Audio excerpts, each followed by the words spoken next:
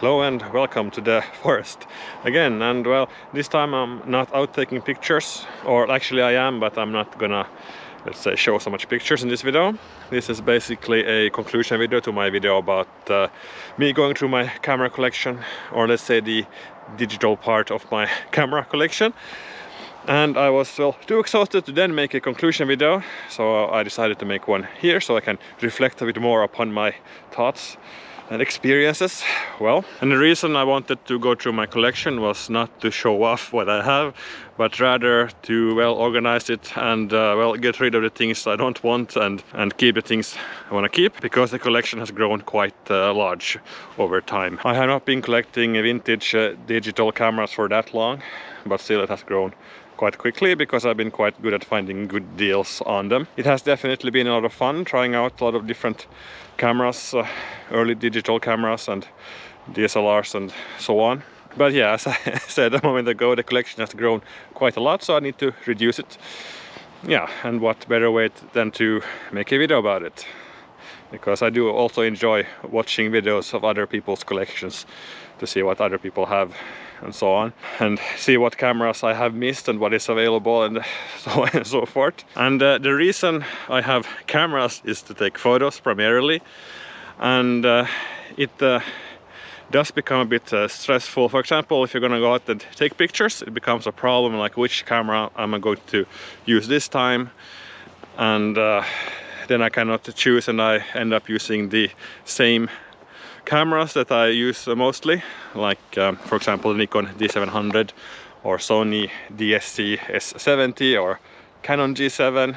Those are three cameras which I use a lot, so I guess I have already found my favorites and I prefer shooting mostly with those, even though it's fun to try new things now and then as well. But yeah, I have a bit too many options. It's like going into the yogurt section of a supermarket, and then since I don't use all of my cameras, I feel bad about the cameras I don't use. And yeah, by going through my collection, I have sort of come to accept that it's okay to have a collection. I mean, every camera does not have to be used all the time or even at all. I mean, it's fine to have some, say, historical camera and just have it sitting on a shelf because it looks cool, or for whatever reason, really. It doesn't have to be in constant use and so on.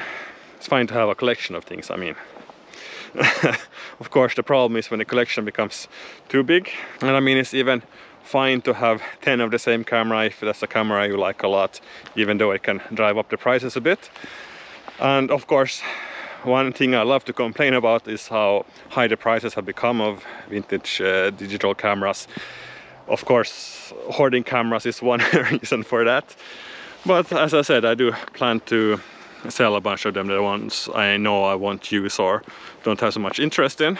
And now I do realize that these well, problems that I have do come across as a bit detached from reality. I mean, the world's basically going down the drain, and here I am talking about having too many cameras, like what a problem. But then again, I mean, everything cannot be dead serious all the time.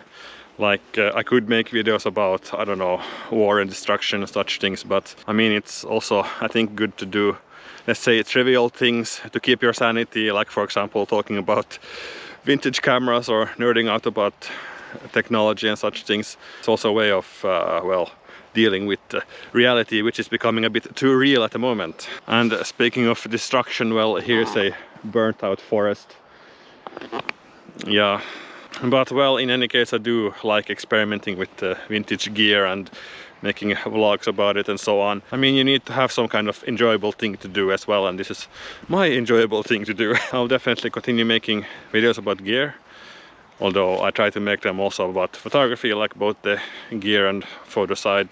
So I will definitely continue making videos about vintage gear and old cameras and such things, and photographing with them. And yeah, and I have already shown a lot of the cameras I will feature in my upcoming videos, so definitely do subscribe to not miss out on my reviews and videos from about those cameras. So I think this is all for this video for this time. I think I will post a review of some camera next, maybe the Samsung NV10, or was it NV11? Well, great, I don't even remember the name of the camera anymore. It is NV10, I'm quite sure about that. But in any case, thank you for watching and see you in my next video. Bye!